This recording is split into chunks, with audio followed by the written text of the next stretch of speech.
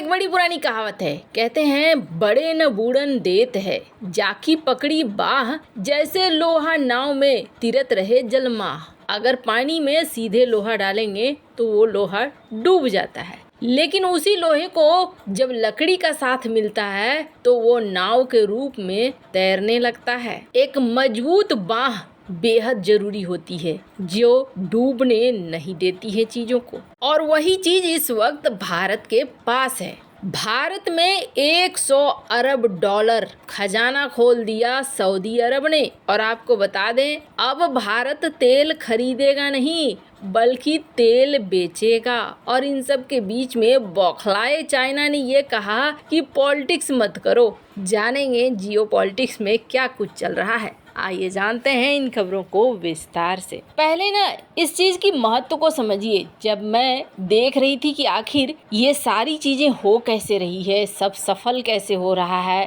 पहले की तरह नहीं बल्कि एक नए रूप में भारत कैसे आ रहा है, तो इन सब के पीछे एक दिन दो दिन की नहीं बल्कि इधर के कई सालों की मेहनत है। स्क्रीन पर आपको कुछ इमेज दिख रहे होंगे और इस इमेज में आपको दिख रहे होंगे अजीत डोभाल, और न सिर्फ अजीत डोभाल बल्कि इसके साथ साथ आपको दिख रहे होंगे डॉक्टर एस जयशंकर भी। ये जो तस्वीर है जिसमें 4 लोग नजर आ रहे हैं, ये सऊदी अरब का नेशनल डे था और यहाँ पर ये पहुंचे थे दिल्ली में जो दूतावास है इनका, यहाँ पर डॉक्टर एस जयशंकर भी पहुंचे, अजीत डोभाल भी पहुंचे। इसके अलावे खुद अजीत डोभाल कई बार सऊदी अरब पहुंचे, वहां उन्होंने सऊदी प्रिंस के साथ भी मुलाकात की। यानी कि यहाँ पर हमारी फॉरेन पॉलिसी में 2 लोगों को बेहद महत्वपूर्ण तरीके से देखा गया और वो थे एक अजीत डोभाल और दूसरे डॉक्टर एस जयशंकर। कहीं न कहीं इन सब की जो एक रणनीति है ना, वो रणनीति बहुत अच्छे से रंग ला रही है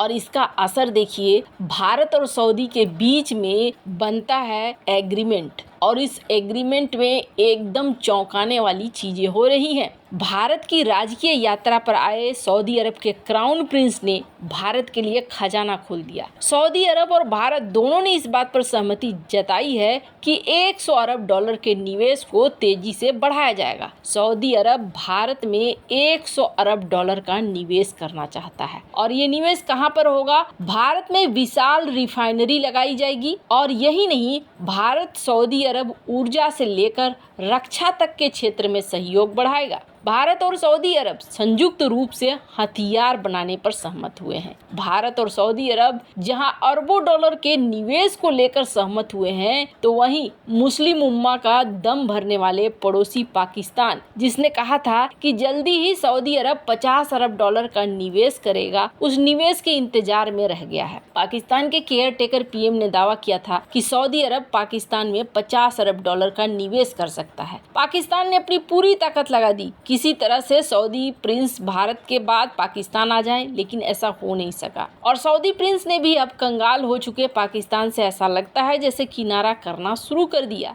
अब आप देखिए, सिर्फ इतना ही नहीं हुआ बल्कि भारत, सऊदी अरब और यूएई इन्होंने अमेरिका के साथ मिलकर मिडिल ईस्ट रेल कॉरिडोर पर सहमति जता दी। ये अरबों डॉलर की परियोजना जो खाड़ी देशों की तस्वीर बदल सकता है। वहीं इस इलाके में चीन और उसके बीआरआई प्रोजेक्ट को कमर तोड़ सकता है। चीन अपने बीआरआई प्रोजेक्ट के तहत पाकिस्तान में सीपेक परियोजना चला रहा है। 60 अरब डॉलर से ज्यादा पैसा लगा चुका है, लेकिन अपनी ही समस्या में पाकिस्तान फंसा हुआ है। जियो इकोनॉमिक में ये तो उतर ही नहीं पा रहा है। अपने घर की दाल रोटी संभाल ले, वही बहुत सारी चीज है। ये भी कहा गया कि सीपेक का न तो इस्तेमाल चाइना कर पाया और न ही पाकिस्तान कर पाया, और अब स्थिति ऐसी हो गई है कि पाकिस्तान कुछ भी चिल्ला रहा है, न तो पश्चिमी देश ध्यान दे रहे हैं और न ही पाकिस्तान के वो सारे दोस्त देश जो मित्र देश हुआ करते थे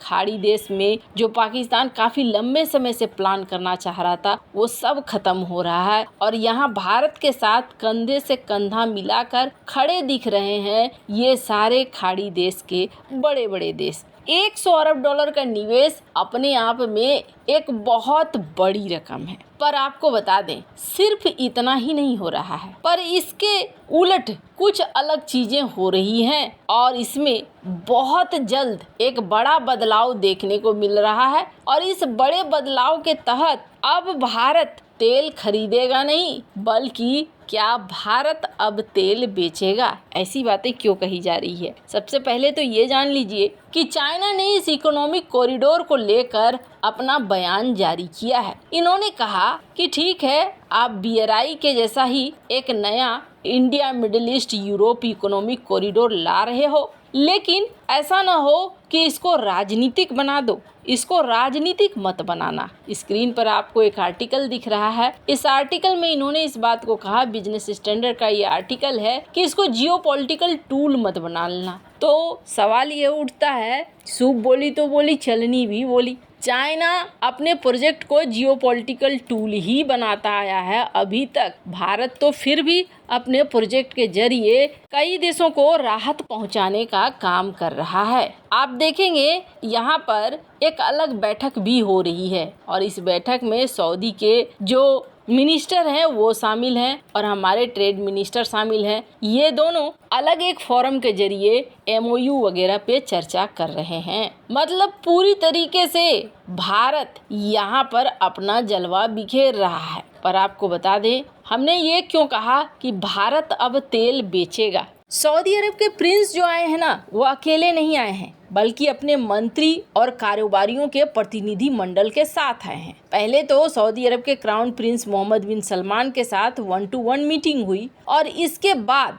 एक बड़ी चीज हुई और वो ये थी कि ग्रीन एनर्जी के फील्ड में दोनों देशों के बीच में एक डील हुई। और इस डील का क्या मतलब है? इस डील का ये मतलब है कि जो देश भारत कभी सऊदी अरब से तेल खरीदा करता था, वो अब ग्रीन एनर्जी के फील्ड में बड़ा रोल प्ले करने जा रहा है। भारत अब तेल बेचेगा। भारत और सऊदी अरब ने समुद्र के अंदर केबल के साथ पावर ग्रिड बनाने पर सहमति जताई। ऊर्जा मंत्री RK सिंह और उनके जो समकक्ष हैं अब्दुल अजीज बिन सलमान अल सऊद द्वारा साइन किया गया एक ज्ञापन सऊदी तेल और रसोई गैस के शुद्ध खरीदार से अब भारत अपनी स्थिति को ग्रीन एनर्जी और हाइड्रोजन के साथ ऊर्जा निर्यातक में बदलने की क्षमता रख रहा है। साधारण भाषा में समझिए कि अब एक साझेदारी हुई है जिसके तहत इंटरलिंक एक कनेक्शन बनने जा रहा है भारत और सऊदी अरब के बीच में, जिसमें बिजली ग्रिड और ग्रीन एनर्जी भारत की तरफ से सप्लाई होगा। हालांकि ये टेक्निकली रूप से काफी चुनौती भरा